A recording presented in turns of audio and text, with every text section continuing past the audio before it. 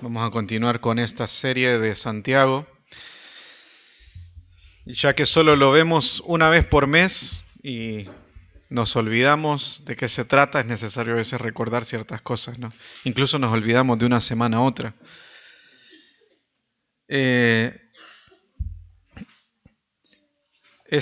título de este sermón y en general de todos los sermones de Santiago empieza con la misma frase y es las marcas de una fe verdadera. Justamente porque el propósito de Santiago es que veamos las evidencias de lo que es una fe verdadera, ¿no? Si lo que creemos, si lo que decimos creer es real o si es mentira o si no lo creemos y cómo esto se evidencia a través de las obras. Así que el título de este sermón es las marcas de una fe verdadera, 2 puntos, el amor parcial. Y vamos a ver cómo este amor parcial, este amor igual unos con otros, es una evidencia de una fe verdadera. Yo he dividido el sermón en 3 partes. La primera es, y los que están anotando si quieren anotar, la primera es el amor injusto de la iglesia, de los versículos 1 al 4, el amor injusto de la iglesia. Después la mirada justa de Dios, del 5 al 7. Y finalmente el juicio justo de Dios, que sería del 8 al 13. Así que vamos a leer esta primera parte y vamos a hablar primeramente de lo que dice esto acerca del amor injusto en la iglesia. Versículo 1 al 4 dice: Hermanos míos, no tengáis vuestra fe en nuestro glorioso Señor Jesucristo con una actitud de favoritismo. Porque si en vuestra congregación entra un hombre con anillo de oro y vestido de ropa lujosa, y también entró un pobre con ropa sucia, y dais atención especial al que lleva la ropa lujosa, y decís, tú siéntate aquí en un buen lugar, y al pobre decís, tú siéntate allí de pie, o siéntate junto a mi estrado, ¿no habéis hecho distinción entre vosotros mismos y habéis venido a ser jueces con malos pensamientos? Vemos nuevamente en el 1, dice, hermanos míos, y solo con esto ya podemos concluir una cosa, y es que le está escribiendo a la iglesia. Recordamos lo que dice en el primer capítulo, ¿no? A todos los santos que han sido dispersados por todos lados, por toda nación. Básicamente es a toda la iglesia. Pero una y otra vez Santiago va a hablar y va a usar la frase hermanos, hermanos míos, hermanos amados. Y lo que debemos de entender con esto es que está escribiéndole a lectores cristianos. O sea que esta exhortación es para nosotros, no es para el mundo afuera.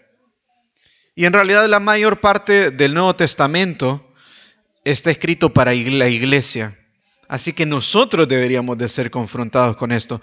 No estar esperando que el mundo se sienta confrontado con estas cosas. Al mundo no le importa. Al mundo no le importa esto. Si no sos cristiano, esto no te importa. Esto te da igual. Puede causarte culpa, pero no va a generar ningún cambio. Ahora, si sos cristiano, si decimos que somos cristianos, deberíamos de escuchar esto.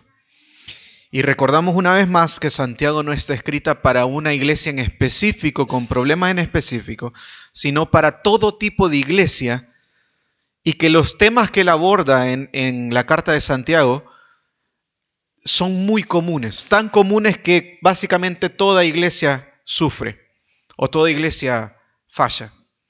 Así que nosotros deberíamos de pensar en nosotros mismos cuando estamos escuchando estas cosas.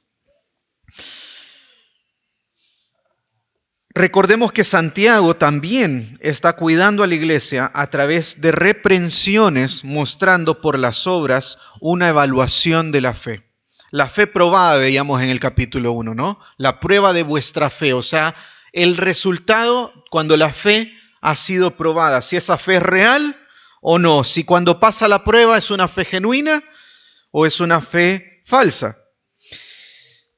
Finalmente, la idea de que nosotros pasemos por todo el libro de Santiago es que nosotros podamos evaluarnos a nosotros mismos. En el sermón anterior veíamos que Santiago expone que la Biblia es como un espejo en el que nosotros nos vemos. Sin la Biblia nosotros no nos damos cuenta de lo mal que estamos. Nosotros no vemos nuestro pecado. No solo en un principio cuando conocemos al Señor y nos damos cuenta de que somos totalmente pecadores, sino todo el tiempo de nuestra vida hasta la venida de Cristo. Y si nosotros no estamos expuestos a la palabra de Dios, nosotros no vamos a vernos a nosotros mismos. Y nuevamente la idea de Santiago es que nosotros pasemos a través de este libro y entonces hagamos un examen. Hagamos un examen de nosotros mismos. No sé si algunos han hecho acá estos exámenes o test de aptitudes que son como para ver qué estudias, que no siempre son tan certeros, ¿no? Bueno, la Biblia sí es certera. La Biblia, si pasamos a través de ella, claro que nos va a mostrar quiénes somos nosotros, aunque no nos guste. Si hay algo que nosotros no hayamos visto, posiblemente sea porque nosotros no hayamos querido verlo. Pero este es el fin de esta carta, y este es el fin de la Biblia en realidad, que nosotros podamos vernos a través de ella, y no solamente eso, sino que nos apunta a algo mucho mayor, que es la fe en Cristo Jesús, y sus promesas, sus pactos, y finalmente el centro de toda la Escritura, que es Cristo. Así que, hermanos, que estamos escuchando hoy esto, como vimos también en el capítulo anterior, en el último sermón, seamos prontos para oír la palabra de Dios y tardos para hablar, lentos para hablar. Deja que tu mente hoy pueda guardarse de cualquier argumento o excusa y escucha la palabra perfecta de Dios, que es poderosa para salvar nuestras almas. Si estás de acuerdo conmigo en esto, oremos y pidámosle a Dios que nos ayude en este tiempo. Señor, queremos rendirnos, Señor. Hace 2 canciones cantábamos que estamos dispuestos a dejar nuestra vida y dejarlo todo por ti, Señor. Dios, y a veces es fácil cantarlo, pero te pido que no solo podamos cantarlo, Señor, como una linda alabanza y estar emocionados, sino que realmente podamos vivir esto, Señor. La vida cristiana, aunque nos da un gozo enorme, Señor, saber que tú tienes un plan eterno, Señor, que nos has dado tu herencia, Señor, sin nosotros haber hecho nada, entendemos que es un proceso doloroso donde todo el tiempo vamos trabajando en nuestro pecado, Señor. Es un proceso doloroso, Señor, porque somos orgullosos y nos cuesta, Señor. Nos cuesta ver nuestro pecado, Señor. Te pedimos que podamos ver con agrado, Señor, cuando tú nos des luz, Señor, en tu palabra. Que podamos ver con agrado, Señor, cuando estemos siendo exhortados, Señor, por tu palabra o por otros hermanos, Señor, cuando estemos pasando por un proceso de disciplina, que podamos estar con gozo, Señor, sabiendo que tú como Padre al que amas disciplina, Señor. Y no nos dejas, Señor, a un lado, Señor. No nos ignoras, Dios, sino que estás pendiente de nosotros, Señor, queriendo santificarnos.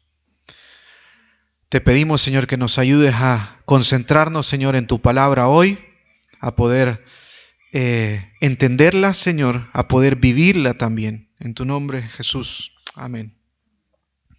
Versículo 1 nuevamente dice: hermanos, no tengáis vuestra fe en nuestro glorioso Señor Jesucristo con una actitud de favoritismo.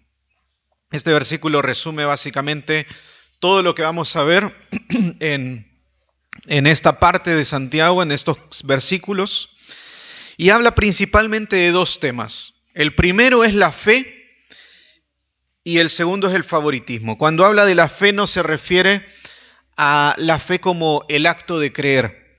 No tenemos que pensar en lo que dice Hebreos, que la fe es, ¿cómo es que dice? La certeza de lo que se espera y la convicción de lo que no se ve. No tenemos que pensar de esa manera cuando acá habla de la fe, sino de la fe como sujeto, como donde recae nuestra creencia, o sea, en lo que creemos, ¿sí? Y en todo ese conjunto de cosas que creemos, Santiago en otros, previamente en los versículos finales del capítulo 1 dice la religión, por ejemplo. Entonces eso es la fe, la religión, lo que creemos, la palabra de Dios, la obra de Cristo, Cristo en sí mismo. En resumidas cuentas, lo que llamamos el Evangelio de Cristo. Esto es la fe a la que se refiere en este texto. Y por otro lado, y tal vez este es el tema que hoy vamos a enfocarnos principalmente y cómo se relaciona con la fe, que es el favoritismo en la iglesia. El favoritismo en la iglesia.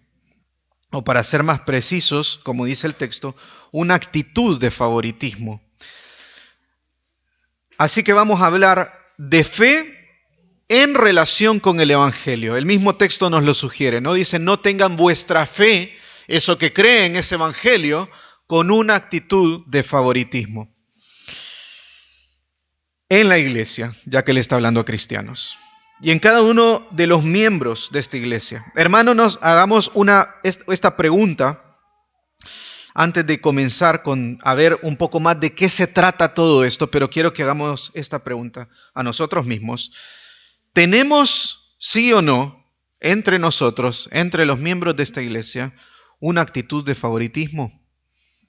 ¿Tenemos una actitud de favoritismo entre nosotros? Y ahora vamos a meternos, vamos a ver qué esto significa y cuál es lo grave de esto, que aunque podemos verlo tal vez con ligereza, en muchos casos no es así. Versículo 2 y 3 dice, porque si en vuestra congregación entra un hombre con anillo de oro y vestido de ropa lujosa, y también entra un pobre con ropa sucia, y dais atención especial al que lleva la ropa lujosa, y decís, tú siéntate aquí en un buen lugar, y al pobre decís, tú estate así de pie, o siéntate junto a mi estrado. Es curioso que Santiago usa aspectos bastante comunes para cualquier época. No dice qué tipo de ropa, dice ropa lujosa, dice un anillo de oro, cosa que nosotros podríamos ver fácilmente en la actualidad. Pero no tenemos que quedarnos simplemente con estos detalles, sino ver básicamente de lo que está hablando y que es el aspecto de las personas, cómo las personas se ven, cómo miramos a las personas. Y siendo sinceros, tal vez nadie, no sé, puede que haya alguno acá, pero nadie se fijaría en un anillo de oro de otra persona, ¿no? O no sé, tal vez algunos sí. Seguramente no sabemos bien cómo era la ropa lujosa de esa época. Pero sí podemos adaptarlo a la actualidad. Es como que se dijera de otra manera, si entra una persona bien vestida a la iglesia, ropa de marca, tal vez tiene un celular caro, se bajó de un auto muy lindo, posiblemente ande bien perfumado, bien recortado el pelo, anda con una campera linda de marca, lindas zapatillas. Pónganle la ropa que ustedes quieran, vístanlo como ustedes quieran. No sé qué características para cada uno de nosotros sería una persona bien vestida, que se vea bien. Incluso podríamos hasta tildarlo como de buen cristiano porque se viste bien. O un cristiano decente. Y luego entrar a otra persona que se viste mal, que tal vez huele mal, que anda algún peinado de moda que nos parece incómodo, no nos gusta, tal vez viste mal, es bajo, tiene tatuajes, viene en bicicleta o caminando o lo que sea, ¿no? El punto de todo esto es cómo actuamos con estas personas. Y estamos hablando no cristianos, estamos hablando entre nosotros. Recordemos esto, estamos hablando de entre nosotros, entre los miembros. ¿Cómo actuamos con estas personas? Hermanos, yo no me canso de aclarar que el pecado en nuestra cabeza nunca tiene nombre. El pecado en nuestra cabeza nunca tiene nombre. Nosotros no andamos por la vida pensando que somos pecadores en todas estas áreas y que estamos tranquilos. Nosotros no pensamos que pecamos en esas áreas. Nosotros no pensamos que pecamos salvo en alguno que otro que logramos identificar. y que no nos hace sentir tan mal. Y si nos hace sentir mal, podemos ser hipócritas y no decirle a nadie, o simplemente no lo vemos. Pero en general el pecado no está presente en nuestra cabeza, no tiene nombre. Por eso Santiago dice, vamos a la palabra de Dios, veámosla como un espejo y entonces veamos cuál es el pecado que hay en nosotros. La idea de venir a la palabra de Dios es que nosotros lleguemos y digamos, yo estaba pecando de esta manera. Ahora me doy cuenta que estaba pecando de esta manera. No vengamos a la palabra de Dios diciendo, si me habla de esto está bien, pero si me dicen que puedo pecar en estas otras áreas, esto es imposible. Esto es imposible, yo no peco en otras cosas que yo no diga. Hermanos, eso es una actitud orgullosa. Una actitud orgullosa en la que nosotros no vemos nuestro pecado. Y la idea de hoy, a pesar de que la Biblia habla de muchos otros temas y de que Santiago habla de muchos otros temas, la idea de hoy es que nosotros veamos si hemos tenido una actitud de favoritismo entre nosotros. Déjenme indagar un poco más en esto para que analicemos si nosotros pecamos de esta manera. Si vemos en el versículo 3, no solo describe cómo se viste cada uno, sino cómo lo tratamos. Tal vez nosotros decimos, no me importa cómo se viste, pero veamos si con nuestra actitud de cómo hemos tratado a otros, terminamos teniendo una actitud de favoritismo. Dice el versículo 3, dais atención especial al que lleva ropa lujosa y decís, siéntate aquí en un buen lugar, y al pobre decís, tú estate ahí de pie o siéntate junto a mi estrado. Uno tiene un trato especial. A uno no lo tratamos de la misma manera que a otros. A esta persona la tratamos de una manera y a otra. ¿Por qué razón? Pueden haber muchas razones. Pero el punto es que nosotros analicemos si hemos tratado igual a todos y por qué razón no lo estamos haciendo. Cuando preparaba la prédica no podía dejar de pensar en una ocasión que vino un pastor a la iglesia hace años y venía de otro país y él trabaja mucho con un ministerio enfocado en gente pobre y por eso mismo él se viste así, se viste con ropa así holgada, usa gorro así, normalmente lo veíamos así. No era alguien que llamaba la atención, tal vez él mismo decía que si alguien se lo encontraba en la calle se cruzaba de vereda. Y lo invitamos a comer después del culto y la comida tardó 2 horas en llegar. Eran las 3 de la tarde y teníamos hambre y entonces el pastor nos dijo, si viniera John Piper, no lo trataran de esa manera. Y yo personalmente, dentro de mí pensé, ay, qué maleducado qué malagradecido con lo que está diciendo, ¿no? ¿Saben que el siguiente año vino John Piper? Y ustedes, les hago una pregunta, ¿ustedes piensan que se retrasó la comida? ¿Piensan que se retrasó? Lo tratamos como un rey.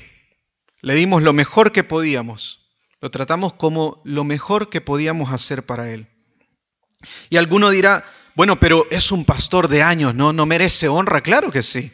Claro que sí. El problema no estaba cómo tratamos a él. El problema estuvo cómo tratamos al anterior. Porque a uno lo tratamos de una manera, el otro de otra. Y yo estoy seguro, les aseguro que nadie tuvo una mala intención con este pastor. Nadie tuvo una mala intención. Sabemos que somos valiosos ante Dios y si pudiéramos mejorar algo, lo hubiéramos hecho, pero fallamos igual. Igual tuvimos favoritismo. Por eso tenemos que analizarnos, hermanos. No se trata de que siempre tenemos una mala intención cuando pecamos. A veces pecamos y después nos damos cuenta de nuestro pecado. El punto es, ¿nos arrepentimos de lo que hemos hecho? ¿O decimos, bueno, sí, no me había dado cuenta, no lo veía, ya está? No me di cuenta, pero no lo hice con mala intención. Es que no quería hacer algo mal, pero lo hicimos. Hermanos, el pecado no es todo el tiempo andar buscando hacerle mal a alguien.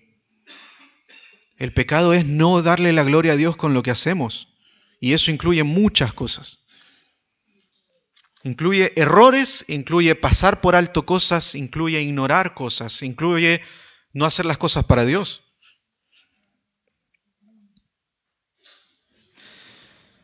Sin darnos cuenta nos enredamos en este pecado y terminamos prefiriendo a unas personas sobre otras, y esta es la misma razón. Nos juntamos a comer como iglesia y nos sentamos solo con los que nos sentimos más cómodos para hablar entre nuestros hermanos. Venimos al culto y nos incomodan, ciertas personas se sienten junto con nosotros. Nos encanta hablar con el hermano o la hermana, pero al que no sabe mucho, con una persona culta, perdón, pero al que no sabe mucho, lo ignoramos, lo despreciamos, atacamos al extranjero o al joven que viene por primera vez porque se viste de X manera. Hacemos juicio constantemente de las personas. Hacemos juicio constantemente de las personas. No necesariamente por su economía. A veces puede ser por su físico, por su edad, nacionalidad, por el mismo pecado inclusive en el que otro está pecando y yo no. Y catalogamos a las personas incluso por qué pecados tienen.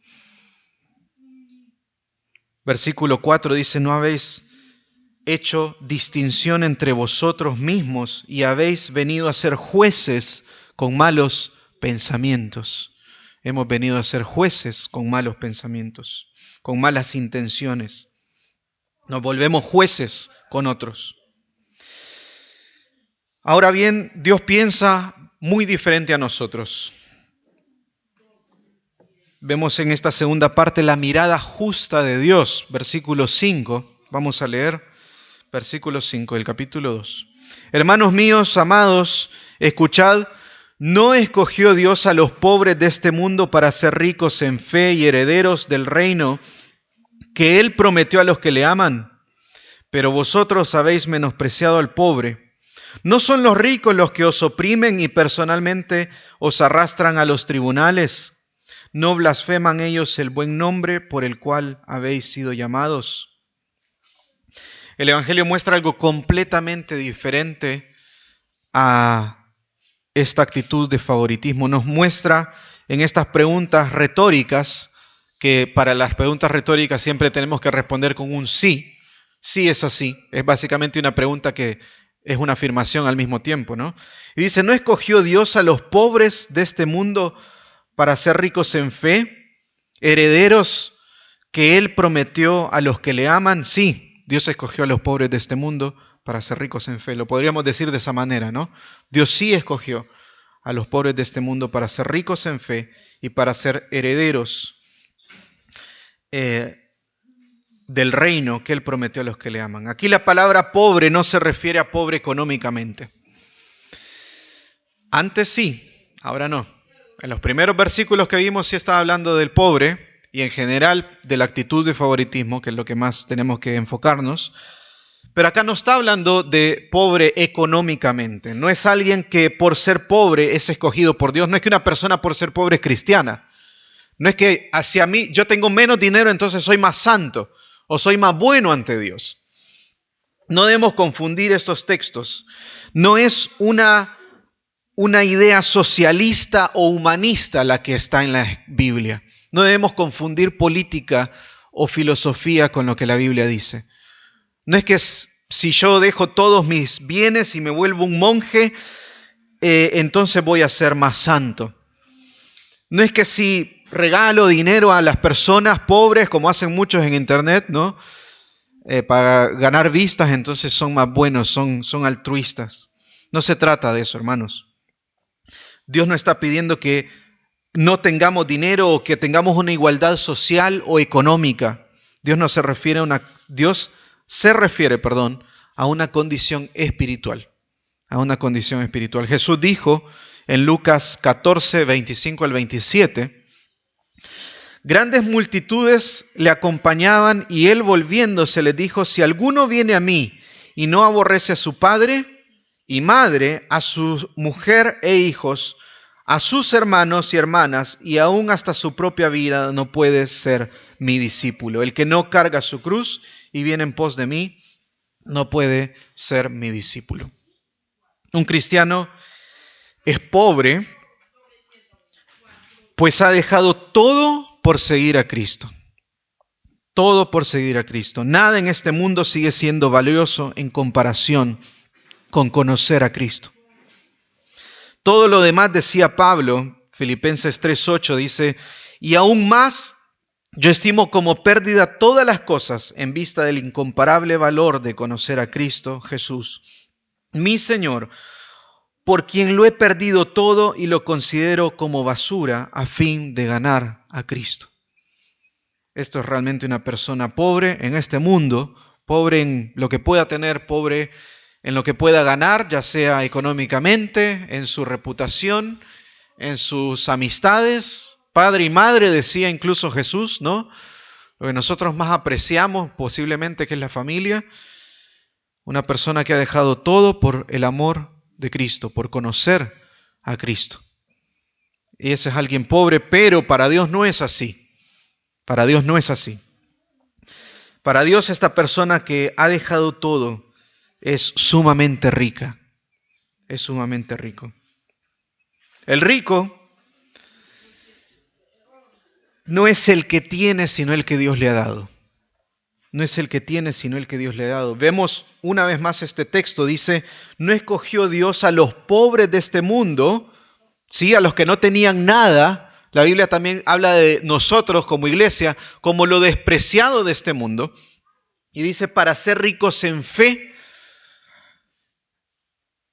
y herederos del reino que Él prometió a los que le aman. No sé si se han hecho la idea de lo que significa esto, pero ricos en fe significa que creemos en Él, ¿sí? Que creemos en Él. Tal vez no tenemos muchas cosas, pero creemos en Él. Y aun si tienes muchas cosas, pero lo has estimado como pérdida por amor de Cristo, entonces sos rico en fe. Pero dice además, y herederos del reino que Él prometió a los que le aman. Hermano, solo para que hagamos una idea de lo que significa esto.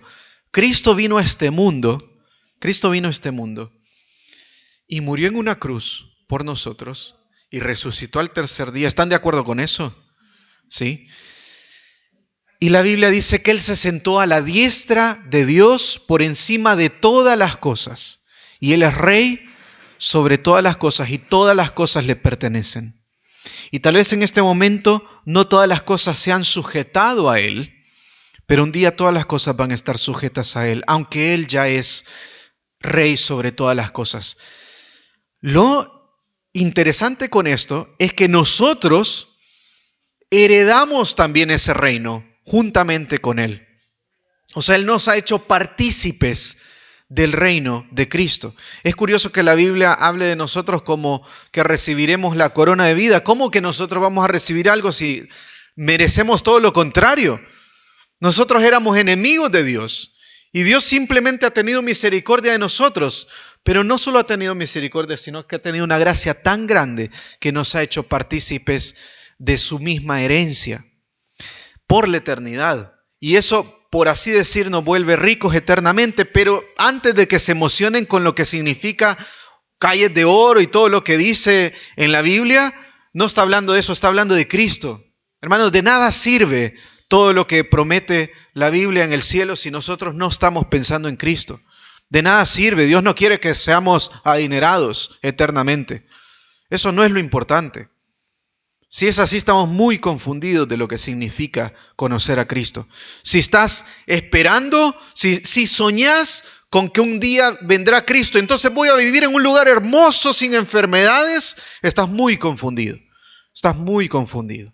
Y posiblemente ese no sea un lugar para vos. Si estás esperando eso, te sugiero hoy que salgas y vayas a hacer mucho dinero porque es lo más cercano que vas a tener a eso. La Biblia no nos habla de eso, nos habla de conocer a Cristo. Queremos las obras que ha hecho Cristo y no al autor de las obras. Pero el punto se trata del autor de todas las cosas, del rey de todas las cosas, de conocerle a Él, no lo que Él tiene, de conocerle a Él. Esa es una verdadera riqueza.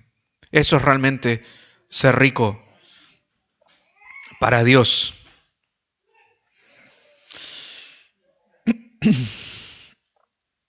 Ahora, volviendo a lo que estábamos hablando, dice el versículo 6, después de dar esta aclaración, dice, pero vosotros habéis menospreciado al pobre económicamente. Ahora volvemos a lo que estábamos hablando, ¿no? pero vosotros habéis menospreciado al pobre, o habéis hecho distinción, o habéis menospreciado a otras personas por su apariencia. Este texto no es una exhortación a los ricos y avaros que aman el dinero, sino a los miembros de la iglesia que tratan diferente a otros por su condición, o por su aspecto, o por cualquier otra cosa que podamos hacer distinción. Podríamos todos ponernos juntos a atacar a los ricos en este momento y muchos podríamos hacerlo solo por envidia, seguramente. Pero el texto no habla de esto, habla de nuestro comportamiento dentro de la iglesia local en relación con otros, teniendo favoritismo por su condición. Dios mira muy diferente la condición de cada persona. Ahora, si continuamos, dice además estos en el versículo 6 y 7, dice, no son los ricos los que os oprimen y personalmente os arrastran a los tribunales, no blasfeman ellos el buen nombre por el cual habéis sido llamados. Y acá, por eso decía, podríamos desviarnos a hablar de los ricos. Pero, y lo más normal es que cuando leemos este texto, estos versículos, pensemos en, ok, son los ricos de afuera, los incrédulos que nos oprimen, pero acá recordemos que está hablándole a miembros, está hablándole a la iglesia. Entonces, en la iglesia a la que les está hablando, a las iglesias que les está hablando, está diciendo básicamente que los mismos ricos estaban oprimiendo a otros cristianos, estaban juzgando a otros cristianos, y finalmente por causa de esto era blasfemado el nombre de Dios. Y a esos ricos querían favorecer. A esos ricos querían darles un lugar especial. Entonces el problema no solo estaba en los que trataron mal a los pobres, sino también en los ricos y tal vez incluso en los mismos pobres que tratan diferente a los ricos. O sea, finalmente tenemos que vernos todos exhortados por esto. No solo se trata de, yo no tengo dinero, entonces yo soy la víctima acá. También nosotros podemos hacer distinción. También nosotros podemos hacer distinción. También nosotros podemos actuar de manera diferente.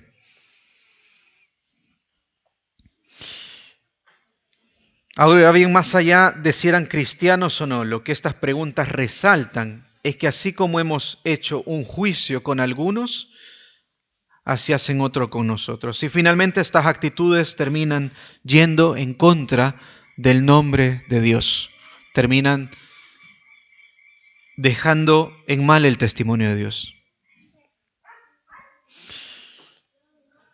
La Biblia nos habla tan severamente de nuestra irresponsabilidad, porque finalmente lo que termina siendo afectado es el nombre de Dios.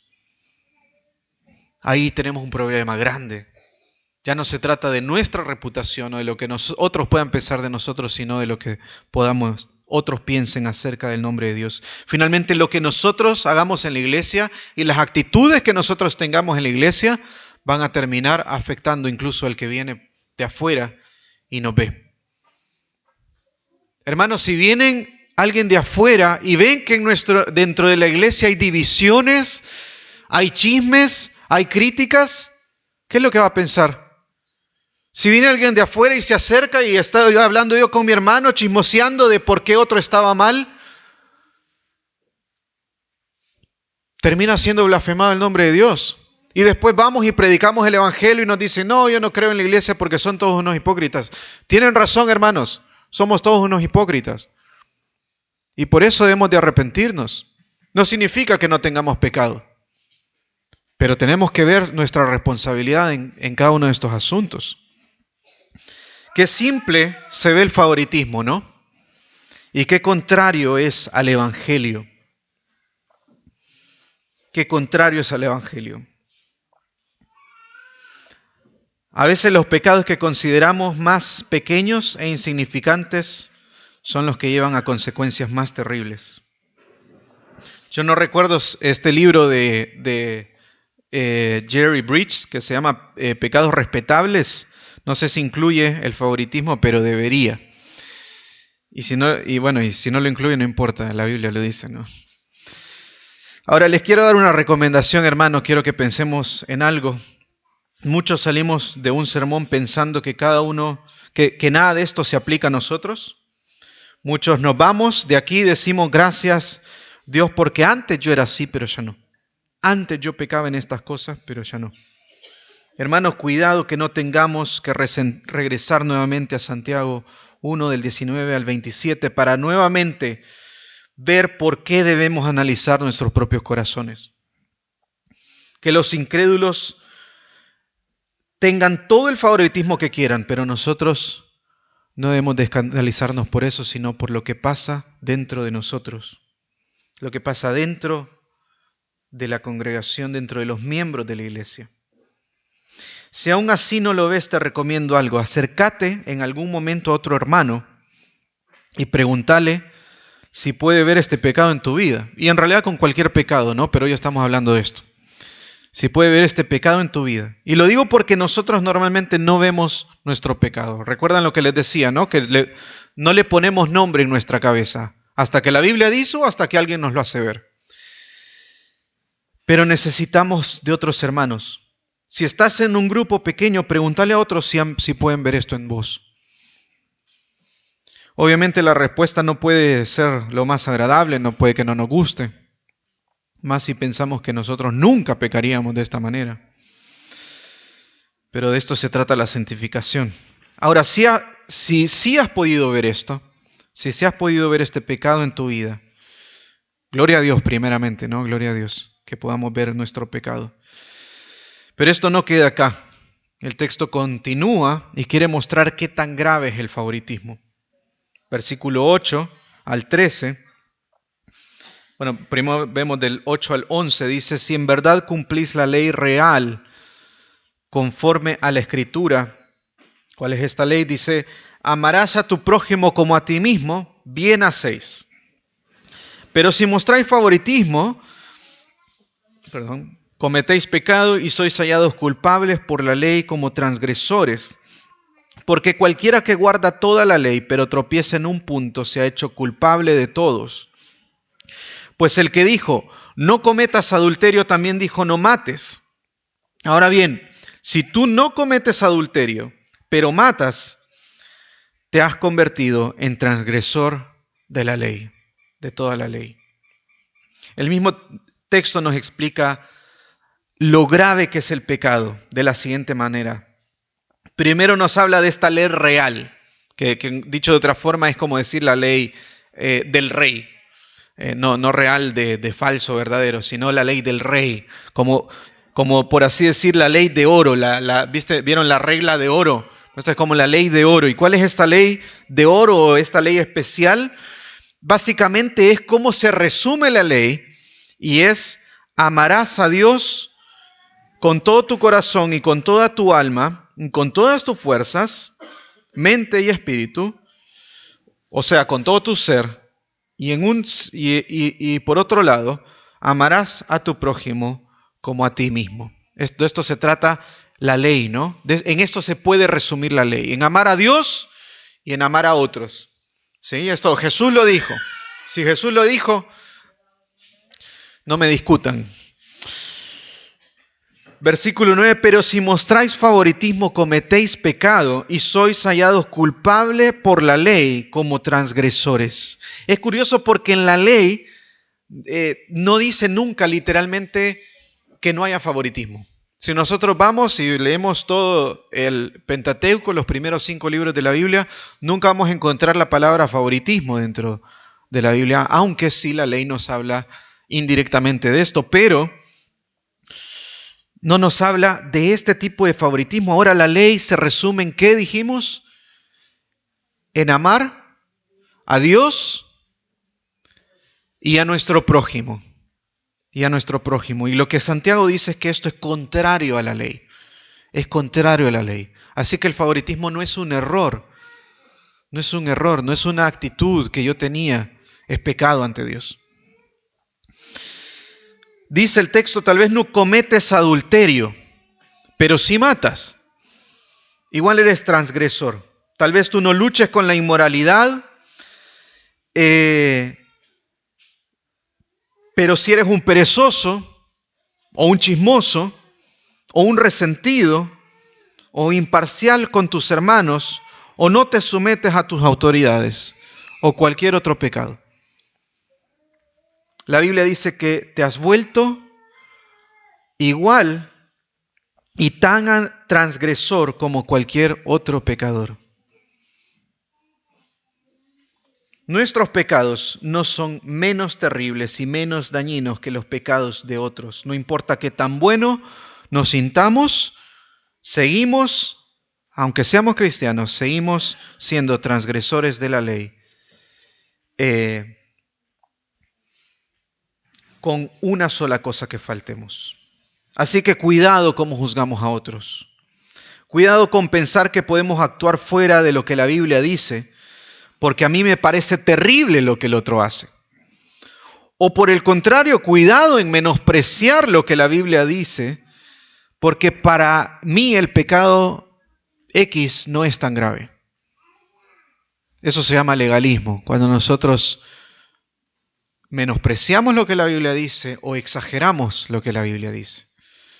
Cuando la gracia de Dios no llega hasta ciertos pecados porque estos pecados me parecen demasiado terribles. Y entonces la gracia de Dios no es tan poderosa. El Evangelio de Cristo no es tan poderoso como para perdonar todo pecado. O cuando, por el contrario, estos pecados no me parecen tan graves y entonces no tendría yo por qué sentirme tan mal por ellos. Esto se llama legalismo. Cuidado cómo juzgamos a otros, cuidado cómo juzgamos nosotros, porque nosotros primeramente somos juzgados por la ley. En nuestro legalismo tendemos a ser pacientes y condescendientes con nuestros pecados, pero duros con otros. Finalmente, y con esto concluyo, dice el versículo 12, así hablad y así proceded, como los que han de ser juzgados por la ley de la libertad, porque el juicio será sin misericordia para el que no ha mostrado misericordia. La misericordia triunfa sobre el juicio.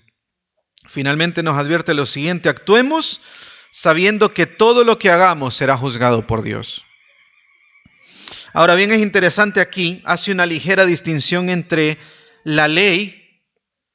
¿Recuerdan lo que decíamos antes de esta ley de oro, no? Este resumen de toda la ley, ¿de qué se trata toda la ley? Pero acá dice que seremos juzgados por la ley de la libertad. Y hay una distinción entre estas dos cosas, entre lo que es la ley y la ley de la libertad. ¿Por qué? Porque si has nacido de nuevo, no vas a ser juzgado de la misma manera. La Biblia dice que Cristo pagó por nuestros pecados. Cristo pagó por nuestros pecados.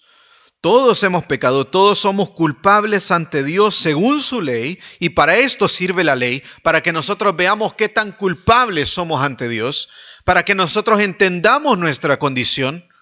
De nada, nosotros no podemos predicar gracia si no hablamos del pecado. No podemos ir a donde las personas y decirles, Dios te ama, y hasta ahí.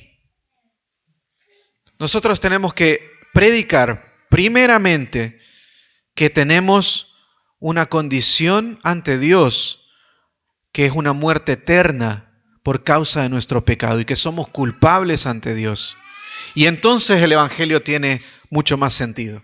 Y ahora sí, claro que el Evangelio es importante. Sería un error quedarnos solamente hablando del pecado y no hablar de Cristo también. Pero el Evangelio de Cristo y la gracia de Cristo no tiene sentido si nosotros no vemos primeramente nuestra condición ante Dios. Y esto es lo que dice: ante la ley somos pecadores, ahora ante Cristo hemos sido justificados. Ante Cristo hemos sido justificados. Y esta es lo que dice la ley de la libertad. Romanos 3, 21 al 24 dice: pero ahora, aparte de la ley, la justicia de Dios ha sido manifestada, atestiguada por la ley y los profetas, es decir, la justicia de Dios por medio de la fe en Cristo, en Jesucristo, para que todos los que creen, porque no hay distinción, por cuanto todos pecaron y no alcanzaron la gloria de Dios, siendo justificados gratuitamente por su gracia, por medio de la redención que es en Cristo Jesús. Dios sí es juez. Dios sí es juez. Él sí puede pararse y vernos si somos o no culpables. Ante la ley, como dice Romanos, todos pecamos, todos hemos pecado, todos somos culpables. Pero Dios nos ha amado tanto que hizo un nuevo pacto por medio de Cristo.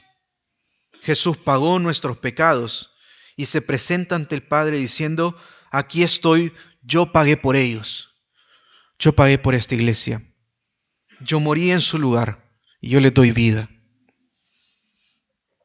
Si has creído en Cristo ya no estás bajo la ley, sino bajo la ley de la libertad. La ley nos mostraba la santidad de Dios, por tanto, deseamos cumplirla si realmente hemos conocido el amor de Dios. Si la ley se resume entonces en amar a otros, ¿cómo no lo vamos a cumplir ahora que hemos conocido el amor de Dios a través de Cristo? Sin embargo, Santiago nos muestra un juicio mientras le habla a creyentes. Gracias a Dios, Dios nos ha salvado de un juicio mayor, ¿no? Una condenación eterna por medio de Jesucristo.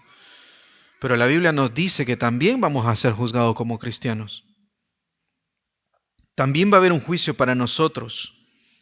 No para que paguemos un precio de muerte por la eternidad, pero Dios sí evaluará nuestras obras. Y como dice el versículo 13, el juicio será sin misericordia para el que no ha mostrado misericordia.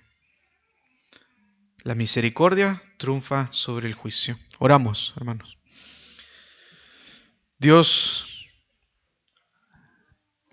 Señor, tú eres perfecto, Señor, y Dios, queremos no predicar lo que nosotros queremos, sino predicar lo que tú quieres, Señor.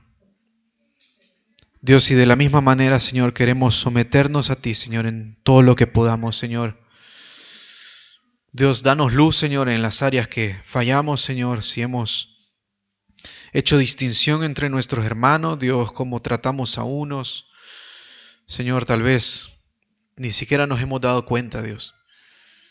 Dios, pero te pido que nos ayudes a ver lo grave, Señor, de esto, Dios. Es contrario, Señor, a tu ley y por lo tanto es contrario a tu carácter, Señor. Es contrario al amor de Cristo, Señor, por nosotros. Dios, ayúdanos a experimentar de tal manera tu amor, Señor, que podamos amar sin distinción a todos nuestros hermanos, Señor. Te lo pedimos, Señor, en tu nombre. Amén.